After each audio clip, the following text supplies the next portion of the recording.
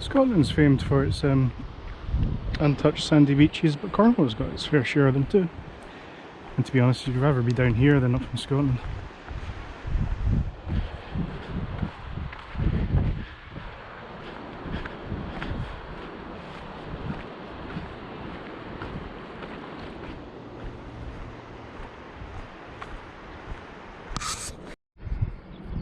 So what have we got here? We've got a fishing trawler coming in. Seagulls are happily flying around that.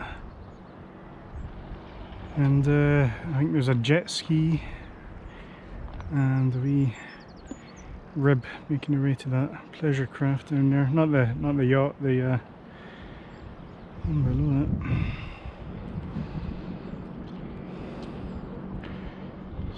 Looks for a nice review, and you can see the tide. There's like, I don't know if you can see the lines of the waves just coming in. It's going to fill up all that. It's going to come in. Oh, it's not going to the pleasure craft. It's just going past it. There's a church over there. You can't see it. I can scarcely see it, so you won't be able to see it. It looks lovely. I'd like to actually go visit it. Maybe on the way out, I'll anchor up and go pay it a visit. It's just one of these. It's just a random church. I don't know if it's abandoned or not. There's nothing else around it. There's just a sandy beach in front of it, and you know, a few hillocks around it, and then just a church just sitting on its own. You got, I don't know what that big monstrosity thing over there is. Could be a shopping mall for all I know, or like an apartment complex. That's more likely to be it.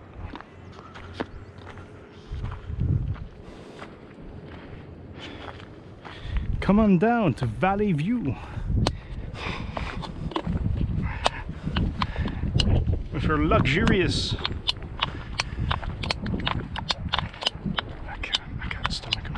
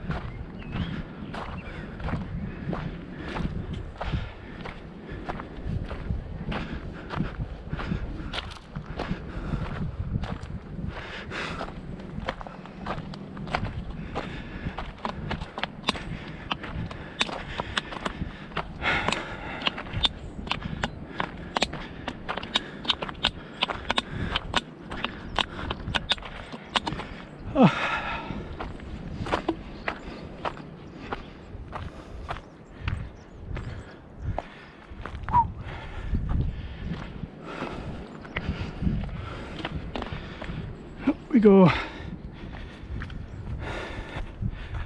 up and up and up.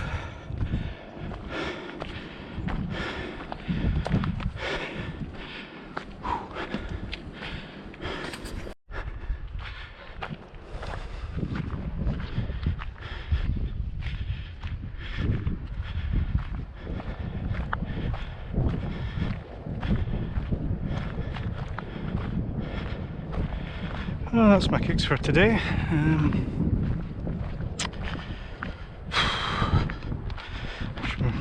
Make a note to do this daily, to be honest. It gives me the zest of life a wee bit.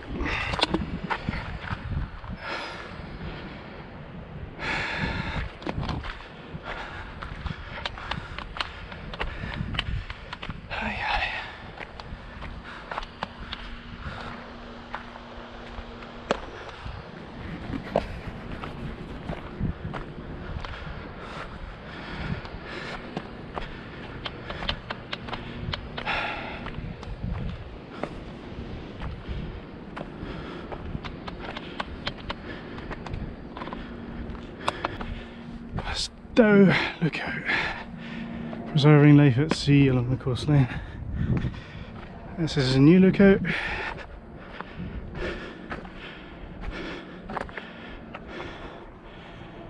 Volunteer watchkeepers are always needed. Basic training is given. What makes a good watchkeeper?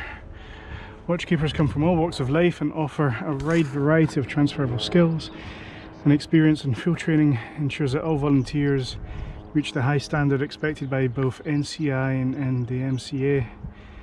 Regardless of personal background, maritime watchkeeping is usually a new experience, and keen observation is key to success. Becoming a good watchkeeper involves dedication and a sense of responsibility, not only to seafarers and coast users, but also to the overall work of NCI and to fellow volunteers, providing the eyes along the coast. It's a serious commitment, and the volunteer watchkeepers are required to make every effort to keep stations open and running effectively.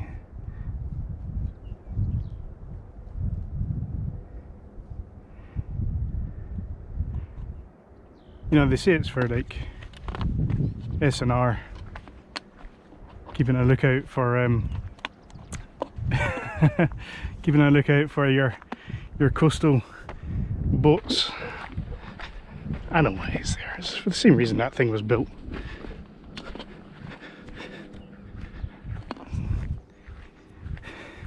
It's all very well having radars, but you actually need the old Mark 1 eyeball to spot something that the radar won't.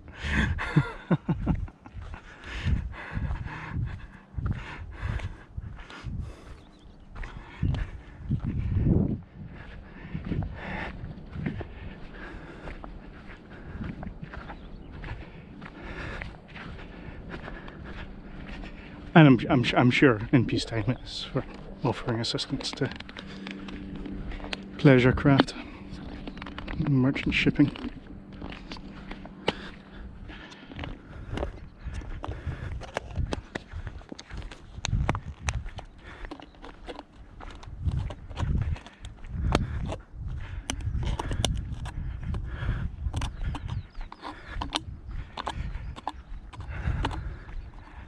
But maybe there's no actual thing going on anymore. I don't know.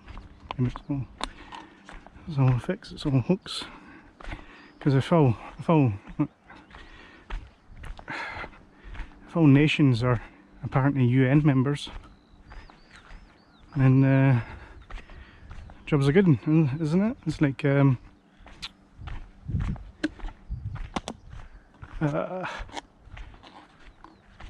we can be free and move freely across the world.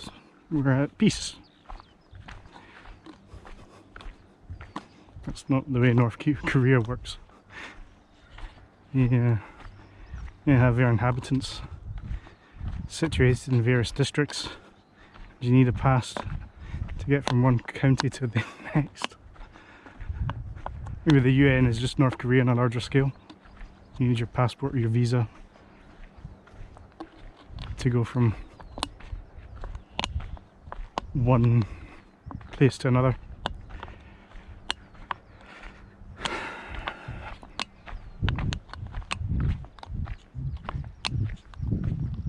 If it sounds like I'm sucking on lemons, I really am. I'm sorry.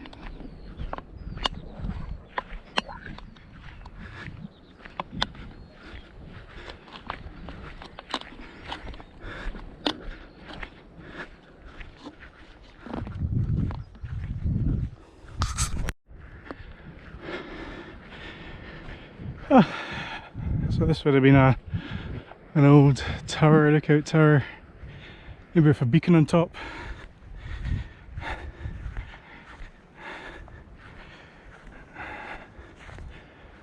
I don't know if there's any information on this.